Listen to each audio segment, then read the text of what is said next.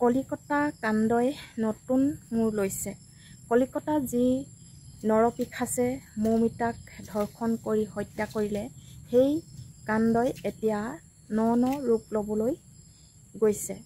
CBI আৰু CIDয়ে তদন্ত কৰি উলিওৱা মতে সেই চিকিৎসালয়ত ভয়ংকৰ কাণ্ড সংঘটিত হয়। দেহ ব্যৱসায়ীৰ পৰা ধৰি বহু অনৈতিক কাণ্ডৰ সেই হস্পিটেলখনত হয়। অতিকৈ ভয় লগা কথা হৈছে যে যি নেকি চিকিৎসালয়ত নিজৰ ৰোগ ভাল কৰি নিজৰ দেহা বচাবলৈ যায়, তাত চিকিৎসকসকলে বা তাৰ বহু ভদ্ৰ মুখা পিন্ধা লোকে অনৈতিক কামত লিপ্ত হৈ মৌমিতা দেৱনাথৰ দৰে এগৰাকী চিকিৎসকক ধৰ্ষণ কৰি হত্যা কৰিলে। সমাজখন কোন দিশে গতি কৰিছে এই কথাটো আচলতে আমি নকলেও হ'ব। যিসকল বেছি ভদ্ৰ মুখা পিন্ধা লোক, তেওঁলোকেই আচলতে এইবোৰ কাণ্ডত লিপ্ত হৈ থাকে। আৰু এতিয়া মৌমিতা দেৱনাথৰ লগত হ'ল আচলতে মৌমিতা দেৱনাথ এগৰাকী ভাল চিকিৎসক আছিল। তেওঁ সত্যবাদী আছিল। সেয়েহে তেওঁক সত্যবাদীৰ বাবে তেওঁ সকলোকে বিশ্বাস কৰিছিল আৰু তেওঁলোকে বিশ্বাসঘাতক কৰি পশুৰ দৰে তেওঁৰ ওপৰত জঁপিয়াই কামুৰি বাঘৰ দৰে কামুৰি দেহাটো শেষ কৰি জীৱনটো শেষ কৰি পেলালে।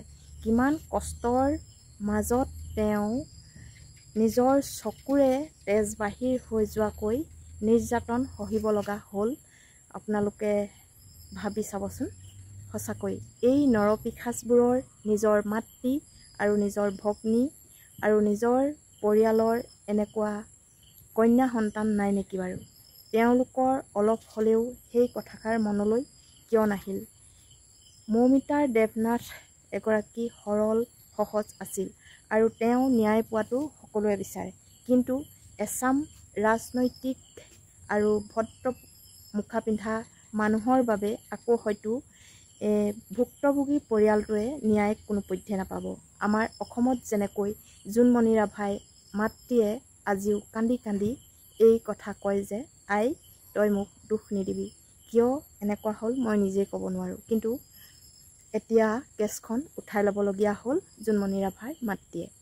সেয়ে এই মৌমিতা দেৱনাথৰ লগতো সম্ভৱ ঠিক একেদৰেই হ'ল আৰু সেই মৌমিতা দেৱনাথেও পাবনে ন্যায়, নে ডাঙৰ পালি পহৰীয়াসকল য'ত জড়িত হৈ থাকে তাত ভুক্তভোগী পৰিয়ালে কোনোদিনে ন্যায় পোৱা আমাৰ অসম নালাগে, ভাৰতবৰ্ষতো দেখা নাই। সেয়েহে অসমত আমি নিজ চকুৰে দেখা এটা কাহিনী জোনমণি ৰাভা আৰু দ্বিতীয়তে মৌমিতা দেৱনাথ।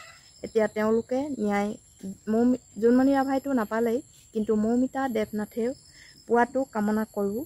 কিন্তু যিসকল ডাঙৰ ডাঙৰ নেতা পালি নেতা জড়িত হৈ আছে, সেয়েহে সকলোৱে চিন্তিত হৈ পৰিছে মৌমিতা দেৱনাথৰ পৰিয়ালে ন্যায় পাবনে নাপায়।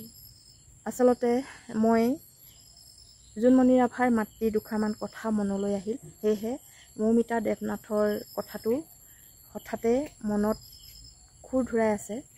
সেয়েহে মই আপোনালোকৰ আগত এই কথাকেইটা দাঙি ধৰিলোঁ। আৰু মহিলাসকল মুক্ত মনে কেতিয়া ঘূৰিব পাৰিব, মহিলাসকলে নিজ স্বাধীন মতে কেতিয়া ঘূৰিব পাৰিব, সেইটো হয়তো এই পৃথিৱীত কোনোদিনে নহ'ব। সমাজত ভাষণ দিয়াটো খুব ভাল কথা বা খুব ভাল লক্ষণ, কিন্তু সেই সমাজত ভাষণ দিয়া ভদ্ৰ লোকসকলৰ যে মুখা পিন্ধা এখন মুখ আঁৰত লুকাই থাকে, সেই কথাটো ভাবিবলৈ আচলতে বহুত টান। সেয়েহে মই এই কথাকেইটা আপোনালোকৰ আগত আগবঢ়ালোঁ। ভাল লাগিলে লাইক, কমেণ্ট আৰু শ্বেয়াৰ কৰিবলৈ নাপাহৰিব। আৰু মোৰ চেনেলটো যিসকলে নতুনকৈ চাইছে তেওঁলোকে মোৰ চেনেলটো ছাবস্ক্ৰাইব কৰি কাষতে থকা বেল আইকনটো ক্লিক কৰি দিবলৈ নাপাহৰিব। ধন্যবাদ।